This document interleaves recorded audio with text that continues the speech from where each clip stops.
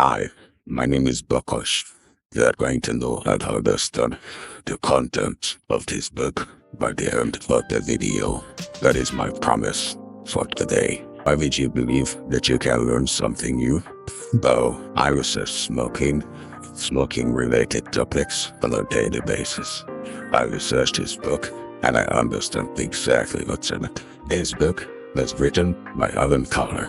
He says that after he found out about the easy way of quitting smoking, he quit without any significant struggles, even though he used to be a chain smoker for nearly 30 years. So, the easy way of quitting smoking is to take all the good effects of smoking and realize that they aren't really good effects after all. The media just brainwashed people into believing that they are good effects. Okay, I know that this might seem confusing, but bear with me, I have a perfect example.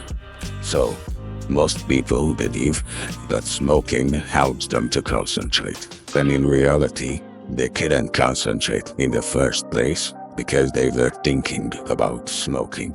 They wanted to smoke, so they couldn't concentrate, and they fulfilled the desire to smoke.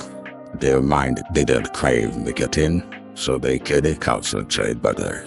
Okay, so the biggest idea behind the book is to take all the good effects of smoking and realize that they're not really good effects after all. They can't cover every common myth and misconception in this video, but I did do that in my paid course. The link is in the description below. Ex-smokers look at smokers enjoying their cigarettes. They look at them with envy. So, to realize that these addicts are actually addicts, but not enjoyers of the substance, you become free of the addiction. So let's do just that.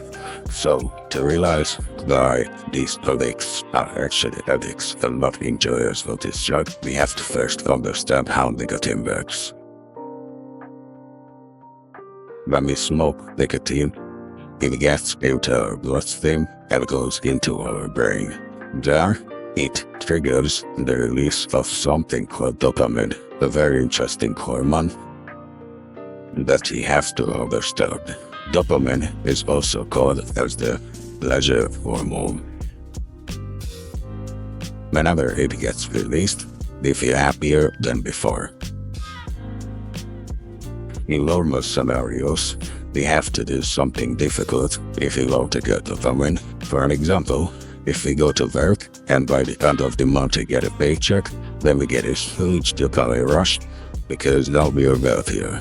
The problem with smoking is that nicotine, the substance in the cigarette, releases dopamine when it gets into our brain for basically no work.